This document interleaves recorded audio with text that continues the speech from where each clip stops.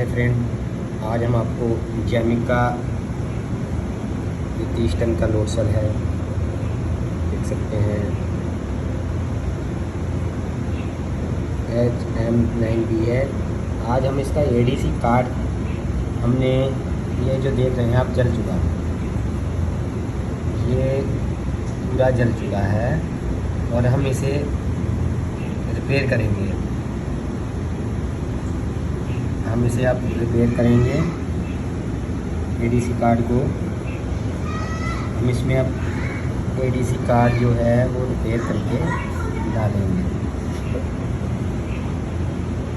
तो ADC card के लिए हमें करना ये है कि हमारे पास ADC कार्ड रिपेयर करने के लिए